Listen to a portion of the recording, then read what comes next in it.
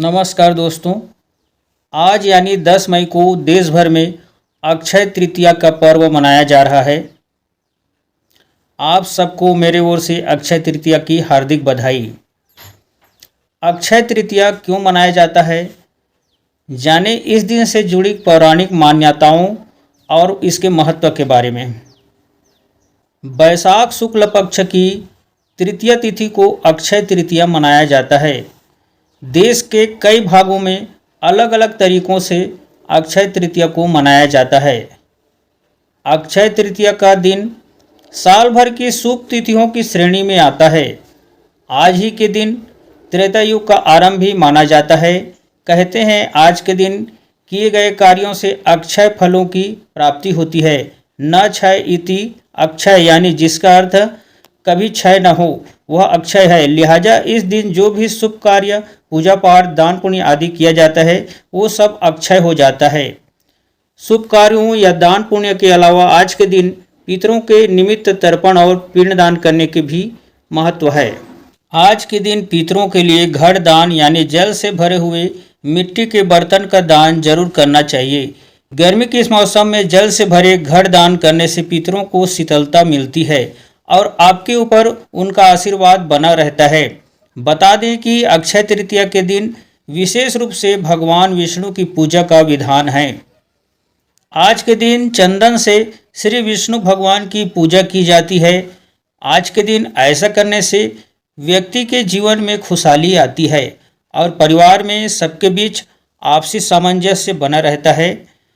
अतः अगर आप भी अपने जीवन में खुशहाली और परिवार में सबके बीच आपसी सामंजस्य बनाए रखना चाहते हैं तो आज के दिन स्नान आदि के बाद साफ सुथरे वस्त्र धारण करके आपको भगवान विष्णु की विधि पूर्वक चंदन से पूजा करनी चाहिए। अक्षय तृतीया का यह दिन क्षमा प्रार्थना का दिन माना जाता है। कहते हैं आज के दिन कोई व्यक्ति अपने या अपनों के द्वारा किए गए जाने अनजाने गलतियों के लिए सच्चे मन से भगवान से क्षमा प्रार्थना करे तो उनकी सारी गलतियां धुल जाती है और उसे भगवान से सद्गुण का आशीर्वाद प्राप्त होता है। अतः जाने अनजाने की गई अपनी गलतियों की क्षमा याचना के लिए आज का दिन बड़ा ही श्रेष्ठ है। अक्षय तृतीया क्यों मनाया जाता है? खास बात, धार्मिक मान्यताओं के अनुसार अक्षय तृतीया के दिन ही सतयुग और त्रेता युग की शुरुआत हुई थी।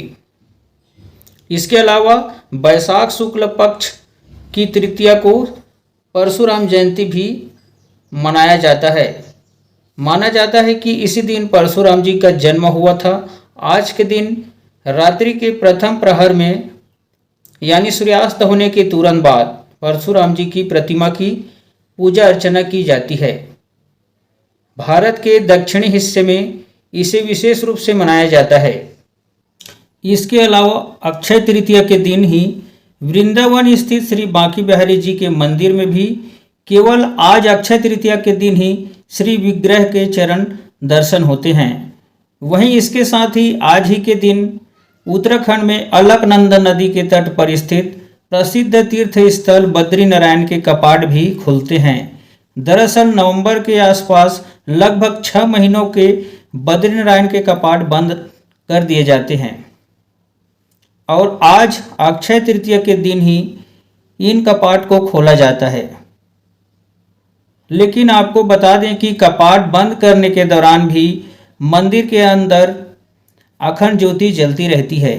दरअसल जिस दिन मंदिर के कपाट बंद किए जाते हैं उसी दिन एक बड़े से दीपक में 6 महीने तक के लिए पर्याप्त घी भरकर अखंड ज्योति प्रज्वलित की जाती है और उस दिन भी विशेष रूप से बद्रीनारायण भगवान की पूजा की जाती है। फिर उसके बाद भगवान की मूर्ति को मंदिर से लगभग 40 मील दूर ज्योतिर्मठ के नरसिंह मंदिर में रख दिया जाता है। फिर आज अक्षय तृतीया के दिन फिर से कपाट खुलने पर मूर्ति को बद्रीनारायण मंदिर में ही वापस रख दिया जाता है। इस अवसर पर बद्रीनारायण भगवान की विशेष रूप से पूजा अर्चना की जाती है और श्रद्धालुगण दूर दूर से भगवान के दर्शन करने और अखंड ज्योति को देखने के लिए आते हैं। दोस्तों, आज हम आपको बताने जा रहे हैं कि छत्तीसगढ़ में अक्षय तृतीया को अक्ति त्यौहार के रूप में जानते हैं। हम आपको बताएंगे कि अक्ति त्यौहार छत्तीसगढ़ में कैसे मनाया जाता है। यह एक ऐसा शुभ दिन होता है कि हर कार्य पूर्ण और सफल होता है। वैशाख मास शुक्ल पक्ष तृतीया को मनाया जाने वाला यह पर्व अपने आप में अनुपम और पवित्र है। चूँकि भारत कृषि प्रधान देश है और कृषि ही जीवन का आधार भी है। अक्ति तिहार छत्तीसगढ़ का कृषि नववर्ष है। इस दिन से ही कृषि के नए कार्य आरंभ होते हैं। अपितु अक्षय तृतीया के दिन हर कार्य सफल होने के कारण भी छत्तीसगढ़ का नववर्ष भी माना गया है। धूप दीप से खेत खलिहानों की मातृ वंदना करते हैं और बीज बोनी भी करते हैं। छत्तीसगढ़ महतारी की आशीर्वाद मांगते हैं। जनजीवन लोग आगामी नूतन वर्ष की अच्छा फसलों की कामना भी करते हैं। विशेषकर गांवों में इस दिन देव स्थल ठाकुर देव में पलाश के पत्तों द्वारा निर्मित दोना में धान का बीज भरकर चढ़ाया जाता है। ग्राम के बैगा पुजारी और प्रमुखों द्वारा बच्चों के माध्यम से लोक खेलों की शैली में कृषि के कार्यों के सभी विधानों को कराया जाता है, जिसमें जुताई करना, बीज बोना, निंदाई गुड़ाई करना, कटाई मिसाई, भंडारण आदि होता है, जो हमारे संस्कृति में जीवन यापन करने के लिए बच्चों को खेती किसानी काम करने के अनुभव प्राप्त होता है। साथ ही इस दिन इसे साल में अकाल या सुकाल होगा, इसका भी जानकारी लोगों को मिल जाता है। अक्ति त्यौहार के दिन छत्तीसगढ़ में पुतला और पुतली यानी कि गुड्डा और गुड़ियों का विवाह कराने की परंपरा है, जो अभी तक छत्तीसगढ़ के सभी निवासी मनाते हैं। छोटे बच्चे गुड्डी गुड़ियों को घर पर लाकर बिल्कुल अपने बच्चों की तरह शादी का फंक्शन करते हैं। छत्तीसगढ़ी रीति रिवाज से गुड्डा की साइड वाले लोगों को वर पक्ष और गुड्डी की साइड वाले लोगों को वधु पक्ष कहते हैं। अक्ति के दिन सुबह चुलमाटी का रस्म निभाया जाता है। दोपहर में संगीत, बाद में मेहंदी और शाम में बारात निकाला जाता है। फिर पूरे रीति रिवाज से 7 फेरे करवाए जाते हैं। फिर आखिर में विदाई कर इस त्यौहार का अंतिम चरण भी पूरा किया जाता है। अक्ति त्यौहार के दिन कोई भी मंगल कार्य बिना पंचांग देखे कर सकते हैं, जैसे विवाह करना, गृह प्रवेश करना, पूजा करना, मुंडन करना, सगाई करना, गाड़ी खरीदना और नया व्यवसाय आदि कार्य किए जाते हैं। अक्ति त्यौहार के दिन पितरों के निमित्त तर्पण और पिंडदान करने का भी महत्व है। वर्तमान में जिस किसी की मृत्यु घर परिवार में हो गई है, जो लोग देवलोक सिधार गए हैं, ऐसे लोगों को अक्षय तृतीया के दिन ही पितर मिलान किया जाता है, ताकि आने वाले पितृपक्ष में उनकी पूजा अर्चना की जा सके।